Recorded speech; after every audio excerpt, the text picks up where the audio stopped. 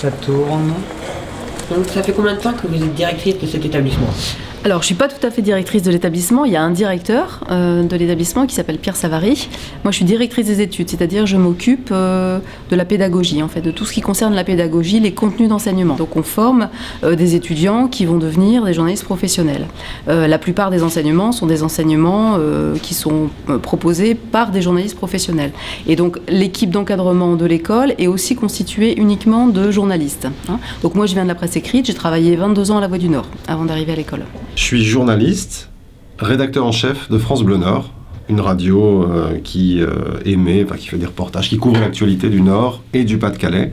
Et donc, à titre exceptionnel, j'ai quitté ma radio pour quelques jours et je viens intervenir ici pour donner des cours, pour échanger avec les étudiants qui souhaitent faire du journalisme et peut-être du journalisme radio leur métier. Ça nous permet d'abord de rencontrer les journalistes qu'on aura dans nos rédactions d'ici quelques mois ou quelques années.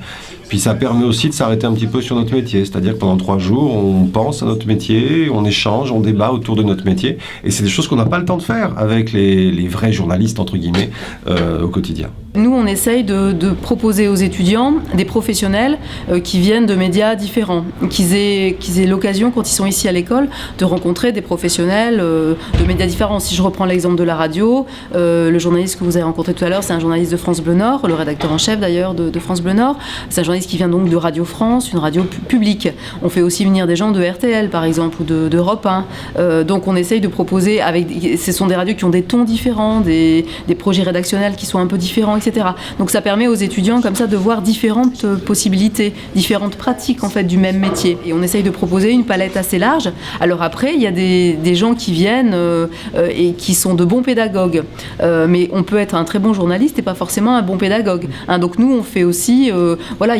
parfois, il y a des gens qui viennent une fois, puis ils ne reviennent pas parce qu'on sent que ça passe pas trop avec les étudiants. Et puis après, il y a des gens qui viennent tous les ans, plusieurs fois par an, parce qu'ils sont vraiment de très bons journalistes et de très bons pédagogues. Et c'est parfait pour nous, quoi. Je suis entrée pour suivre une formation de journaliste. Ici, on a la possibilité d'essayer tous les médias. Donc moi, comme je suis en 2e année, j'ai déjà fait de la télé, de l'agence, de la presse écrite, du web et de la radio l'année dernière. Et en fait, là, en début de 2e année, on choisit 2 médias pour une bispécialité. Et du coup, moi, j'ai choisi radio et web. Le web, c'est encore un espace où on a plein de choses à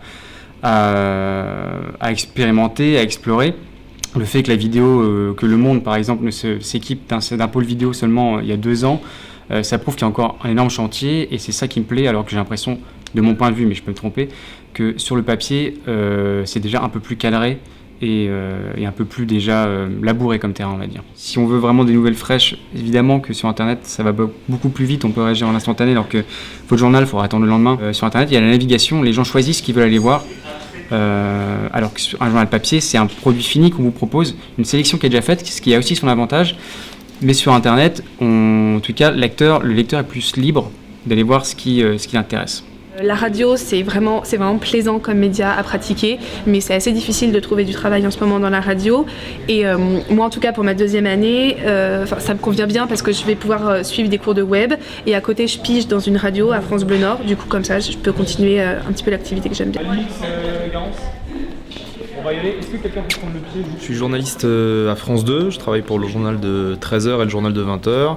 Au service qu'on appelle service enquête et reportage, en fait, c'est le service qui s'occupe de toutes les actualités un peu chaudes, qui vont des faits divers aux intempéries, aux catastrophes à l'étranger, tout ce qui fait le début du journal. Allez, on est là. Je peux partir le matin, je sais pas où je vais partir, je peux aller à Marseille, je peux aller à Strasbourg. On travaille toujours en équipe aussi quand on est en télé, donc on n'est jamais tout seul, c'est du collectif.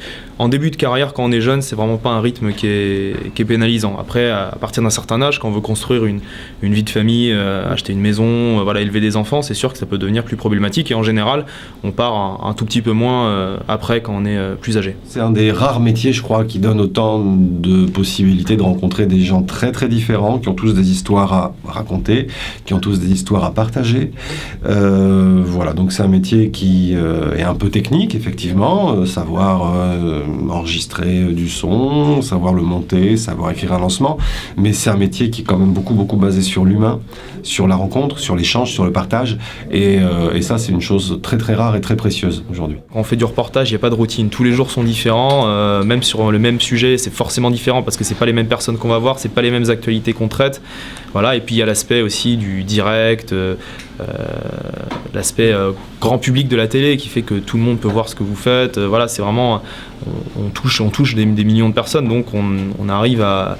Enfin, on voit les effets concrets du journalisme, quoi. Essayer d'expliquer à des millions de personnes des choses un peu compliquées de manière un peu simple, faire ressentir des choses qu'on a vécues nous, le retranscrire, voilà, c'est des choses qui sont très agréables. Je pense que quand on est journaliste, on est porteur d'une mission, d'apporter l'information à ceux qui n'y ont pas accès. C'est avant tout ça.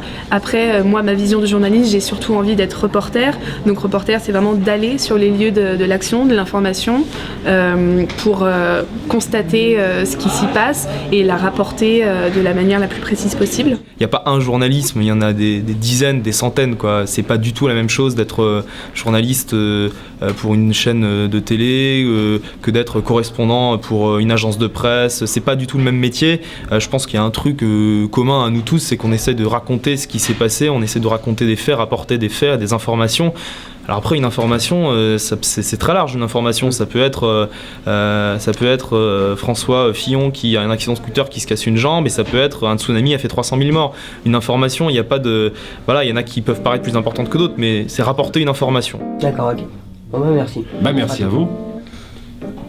Coupé.